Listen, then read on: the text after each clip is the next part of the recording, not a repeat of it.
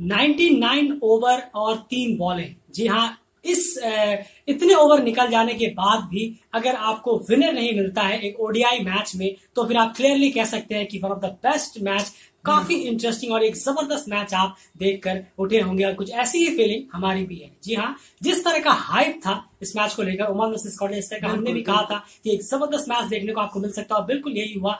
आखिरी ओवर में भी विनर डिसाइडेड नहीं था। जी हाँ, आखिरी ओवर में भी स्कॉटलैंड की फील्डिंग दुनिया भर की प्लेसमेंट कर रहे थे और आखिरी ओवर तक भी हमें विनर नहीं मिला था। लेकिन at the end 100 over complete होने के बाद भी 20 विकेट नहीं गिरे। जी हाँ, 20 विकेट नहीं गिरे और हमें विनर मिल जाता है। स्कॉटलैंड विनर बन के निकलती है। ये मैच इतनी आसानी से नहीं हुआ। जी हाँ, इस मैच को जब कह रहे हैं कि बड़ा फायरफुल मैच था, जबरदस्त मैच था, वो शुरू के 10 ओवर में जब मैच शुरू हुआ था तभी दर्शा दिया गया था कि ये match one of the top match जाने वाला है और फुल आपका जो टाइम है वो यूटिलाइज होने वाला है इस मैच को देखते हुए। स्कॉटलैंड ने पहले बैटिंग किया। जी हाँ, स्कॉटलैंड को बैटिंग की, इतनी हॉट एंड ह्यूमिडिटी में बैटिंग के लिए वो सामने आए। किस तरह का उनका हाल रहा, क्वाइट्जर और मैथ्यू क्रॉस किस तरह से उन्होंने पारी आगे बढ़ाई, आइए समझते हैं। बिल्कुल, सबसे पहले बहुत बहुत कॉन्ग्रेचुलेशन स्कॉटलैंड को कि इस वेदर में, इस कंडीशन में आके जिस तरीके की उनके लड़कों ने जो एक फाउट हार्ड किया है, एक लड़े हैं इस जीत के लिए, वो साफ दिखा है। Big congratulation Scotland.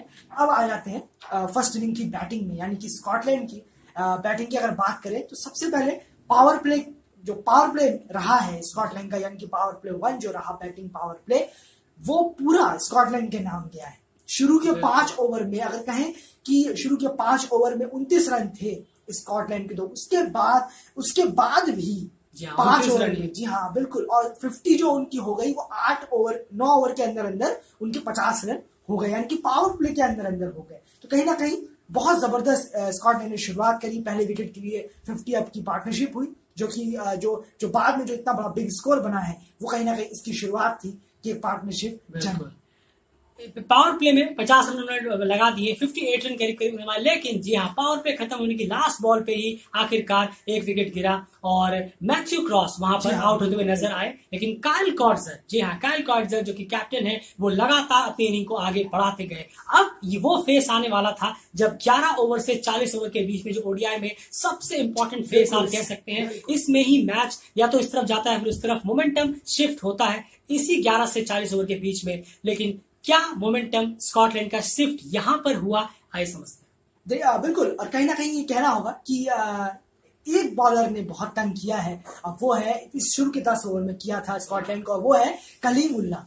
कलीमुल्ला ने बहुत सारा परेशान किया। एलबीडब्ल्यू अपील हुई, दी नहीं गई। जी हाँ बिल्कुल, उनमें से एक बिल्कुल उनमें से बहुत सारा चांस था कि वो एलबीडब्ल्यू था प्लेयर, और उसी के साथ जो कैच ड्रॉप हुआ फर्स्ट स्लिप में, वो भी बहुत सारा सॉफ्ट कैच था, कहीं ना कहीं होना चाहिए था, वो भी मिस हुआ बिलाल खान के ओवर में। तो कहीं ना कहीं कलीमुल्ला ने जो चौथे ओवर में प्रेशर बनाया था, वो कहीं ना कहीं उसके बाद दिखा था। लेकिन स्कॉटलैंड के एक्सपीरियंस बैट्समैन के सामने ज्यादा देर टिके नहीं। अब 11 से 40 ओवर में क्या हुआ, 11 से 40 ओवर के बीच में बहुत ही उम्दा बैटिंग देखने, इतनी भी नहीं, लेकिन 30 ओवर तक तो इतनी उम्दा बैटिंग नहीं थी। 70 रन करीब बने, 70-75 रन करीब बने थे 30 ओवर तक। जी हाँ, अगर हम कहें 11 से 30 ओवर के बीच की हम बात कर रहे हैं, ना कि हम 30 ओवर कह रहे हैं, 11 से 30। और इसमें सबसे अच्छी बात थी, भले ही रन रेट उतना नहीं था, लेकिन एक सबसे अच्छा काम जो स्कॉटलैंड ने किया वो था विकेट्स बचाने का। जी हाँ, विकेट्स को उन्होंने बचा के रखा ताकि वो एंड में इसका इस्तेमाल कर सके, विकेट्स का इस्तेमाल कर सके। भले ही 20 ओवर में करीब 70 रन मारे थे उन्होंने 11 से 30 ओवर के बीच में, लेकिन यहाँ पे विकेट्स उन्होंने इतनी आसानी से खर्च नहीं करने दिए। कोई भी बैट्समैन हो स्कॉटलैंड का ऊपर के, सब ने पूरी तरह से योगदान दिया। बिल्कुल, और बिल्कुल आपने सही कहा। आप कॉट्जर को ले लीजिए, हाफ सेंचुरी आज उन्होंने चढ़ी है। मैथ्यू क्रॉस ने 25 रन की पारी खेली है, उसके बाद मैकलियॉर्ड ने भी 26 रन बनाए हैं। तो ये छोटी छोटी कॉन्ट्रीब्यूशन है, बॉलें ज्यादा खेली गई है इनकी तरफ से। 23वें ओवर में 100 रन होते हैं स्कॉटलैंड के, और तब भी एक ही विकेट होता है। जी हाँ, तब भी एक विकेट होता है। और 36-37 ओवर में जब 150 रन क्रॉस करती है स्कॉटलैंड की टीम, तब उनके 4 विकेट हो जाते हैं। तो यहाँ पे थोड़े विकेट गिरे हैं। आप देखेंगे 23 ओवर से लेकर 36 ओवर 37 ओवर के बीच में 3 विकेट कम से कम गिरे हैं। तो यहाँ पे ही जो स्लो ओवर रेट चढ़ा था स्कॉटलैंड का, ये इस वजह से एक टाइम को लग रहा था कि शायद 250 पहुंच पाएगी। बिल्कुल, हमें एक टाइम को लगने लगा था कि शायद देखिए 250 पहुंचेंगे, क्योंकि वहां पे बैरिंगटन थे। लेकिन जैसे कि आपने कहा, विकेट बचे थे, और उसका सबूत बैरिंगटन और मनसे ने बखूबी दिखाया। जी हाँ, अब यहाँ पे आ गया था कि लास्ट के 10 ओवर को कैसे यूटिलाइज किया जाए। बैरिंगटन और मनसे ने वो दिखाया। जी हाँ, वो अपनी टीम के लिए करके दिखाया जिसकी जरूरत थी और जिस वजह से ऊपर के बैट्समैन ने विकेट बचा के रखे थे, और वो काम बैरिंगटन और मनसे ने किया।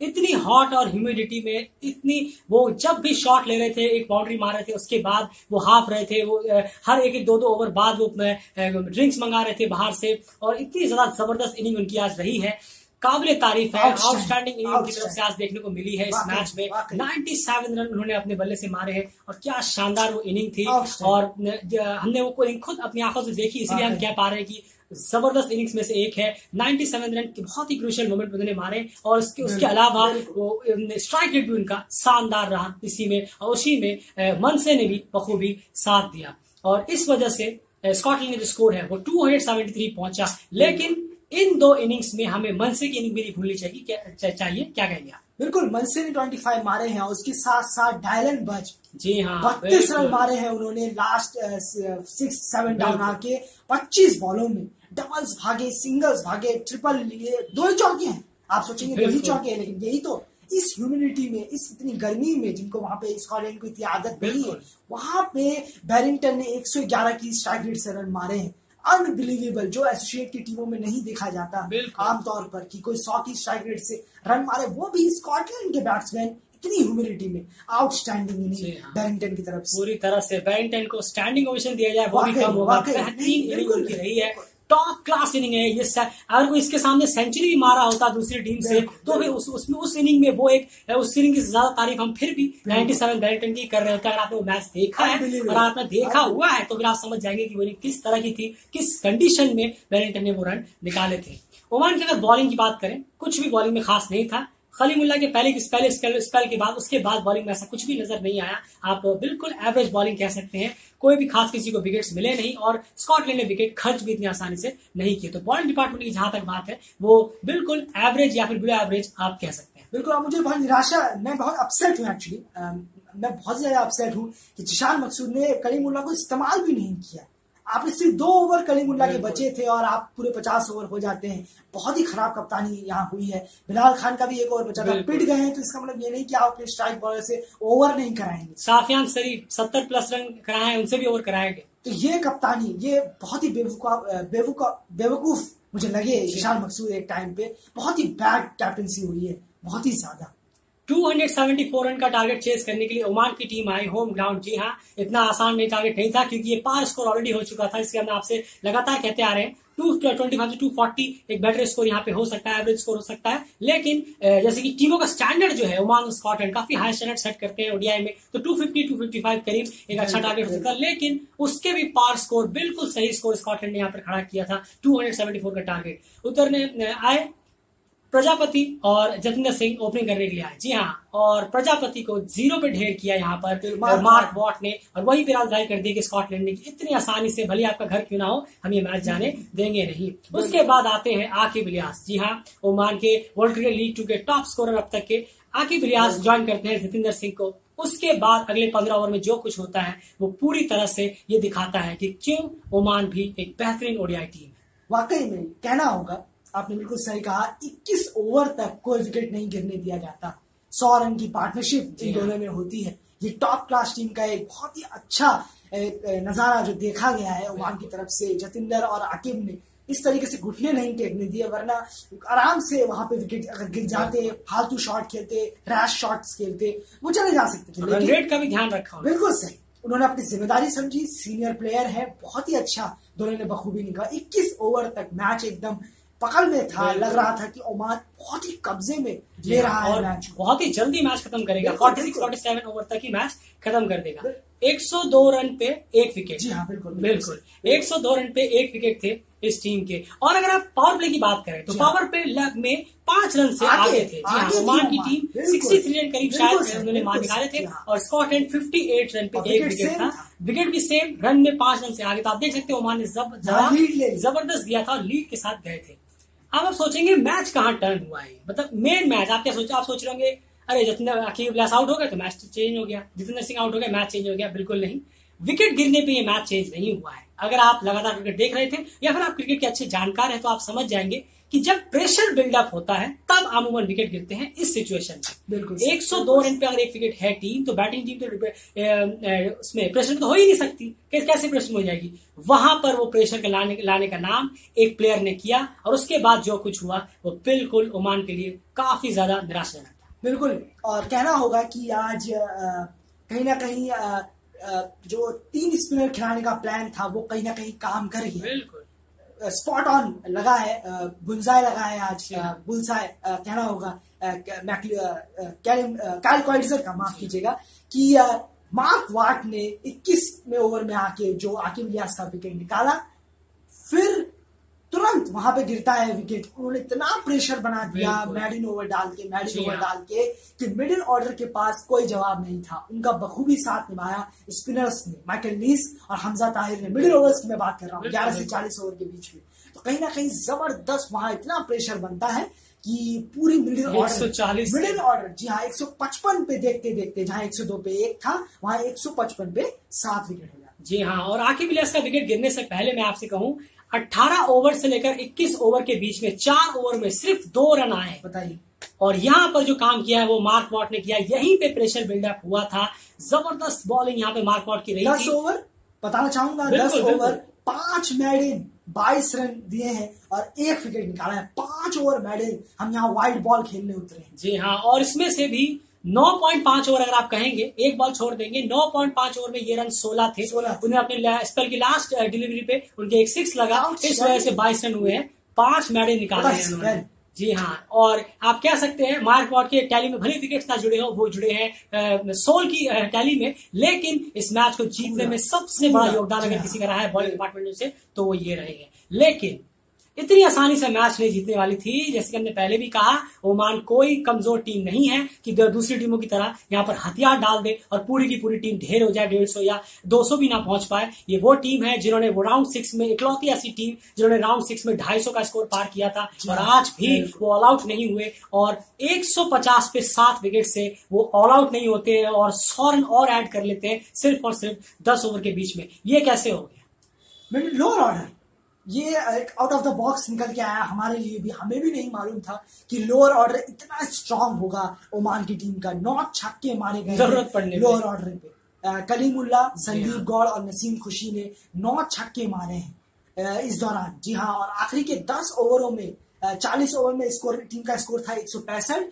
आखिरी 10 ओवरों में 90 रन बनते हैं, और स्कॉटलैंड ने 97 रन मारे थे आखिर के 10 ओवर। तो आप देख लीजिए, 90 रन ओमान ने, 7 रन दूर थे। आप देख सकते हैं मिडिल ऑर्डर में कहीं ना कहीं, जैसे हमने कहा, मार्क वॉट और स्पिनर्स ने कमाल किया, उस वजह से ओमान का खेल बिगड़ा। सूरज कुमार और खबर अली, ये मिडिल ऑर्डर्स के जो बैट्समैन है, और कहीं ना कहीं बहुत बड़े दोषी भी हैं आज के इस मैच के। जी हाँ, तो ये ओवरऑल इस मैच का पूरा लेखा जोखा था। जबरदस्त परफॉर्मेंस रही है स्कॉटलैंड की भी और ओमान की भी, बहुत दाद देनी होगी।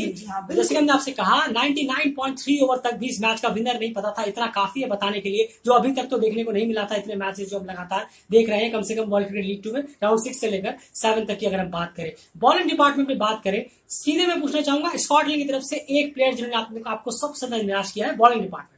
बिल्कुल, कहना होगा कि साफियान शरीफ से मुझे इतनी उम्मीद नहीं थी। मुझे लग रहा था कि वो अपना एक्सपीरियंस रखेंगे, बहुत बड़े अपनी टीम की तरफ से बॉलर है। एलिस्टर इवांस भी नहीं थे आज, तो उनको जिम्मेदारी निभानी चाहिए थी, लेकिन बहुत ज्यादा अपसेट किया है, बहुत ज्यादा एक्सपेंसिव साबित हुए हैं साफियान शरीफ। जी हाँ, तो ये ओवरऑल इस एनालिसिस में फिलहाल इतना ही।